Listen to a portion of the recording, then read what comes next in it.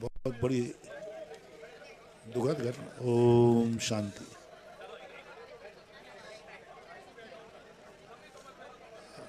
घटनाएं जो घटती हैं, उपसर्ग 3 प्रकार का होता है: देवकृत, मनुष्यकृत, प्रकृतिकृत और त्रियंचकृत।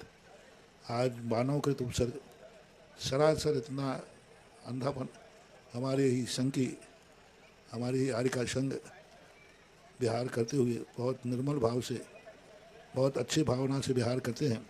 हम लोग चर्या को प्रासुक स्थान पर जाते हैं और वहाँ पर सामने से आकर के एक व्यक्ति ने गाड़ी की टक्कर मार दी।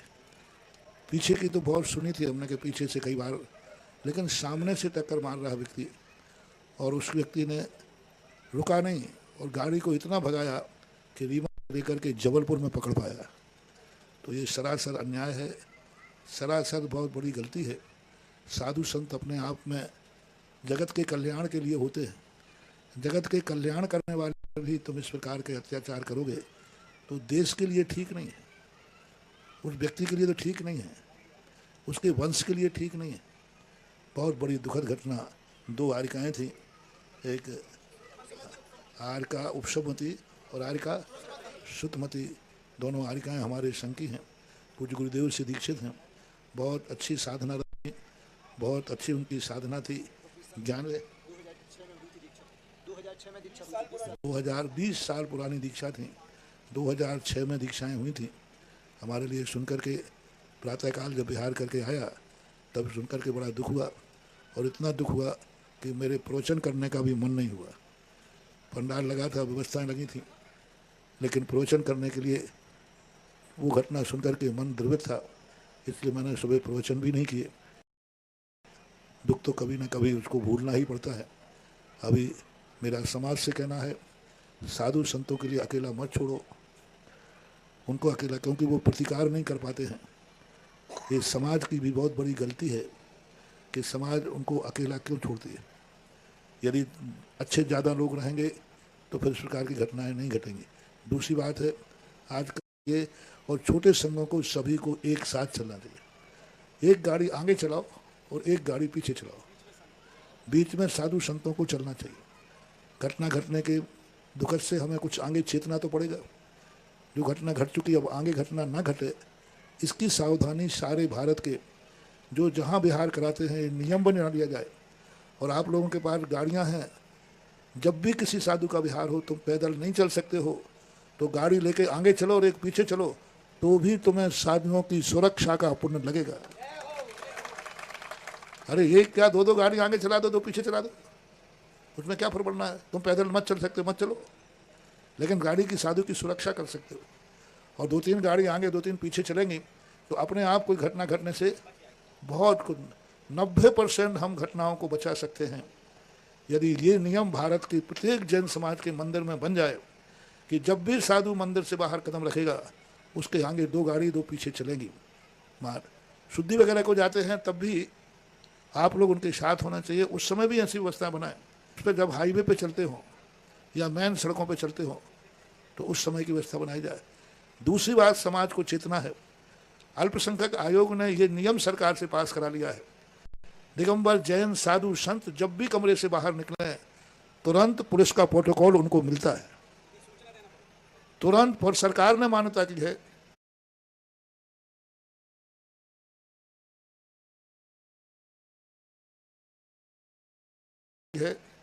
आप 24 घंटे पुलिस की सुरक्षा दीजिए, पर शर्त है कि आपको वहाँ एप्लीकेशन देना पड़ेगी कि हमारे साधु संत आए हैं, वो विहार कर रहे हैं। जैनियों में सबसे बड़ी कमी है, वो उनका सुरक्षा व्यवस्था को देते ही नहीं।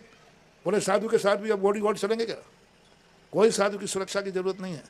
यदि कोई बंदूक वाले पुलिस वाले चलने लग जाए तो कुछ पंडित लोग होते हैं ना जो ज़्यादा ज्ञानी होते हैं, बोले साधुओं के पास आजकल पुलिस वाले चल रहे हैं, बोले इनके पास क्या जरूरत पड़ी, गनमैन चल रहे हैं, व्यंग करते हैं। उन मूर्खों की चिंता मत करो।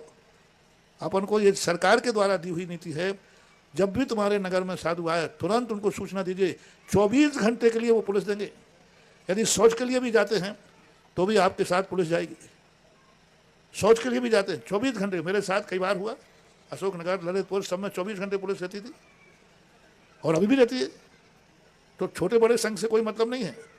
छोटे से बड़ा आपको सूचना देना। युवा लोग ओवर कॉन्फिडेंस, नहीं हम तो सब संभाल लेंगे, पुलिस वालों की जरूरत नहीं। पुलिस वाले पूछते हैं आपसे तो आप कहते नहीं नहीं यहाँ कोई जरूरत नहीं है, हम लोग हैं।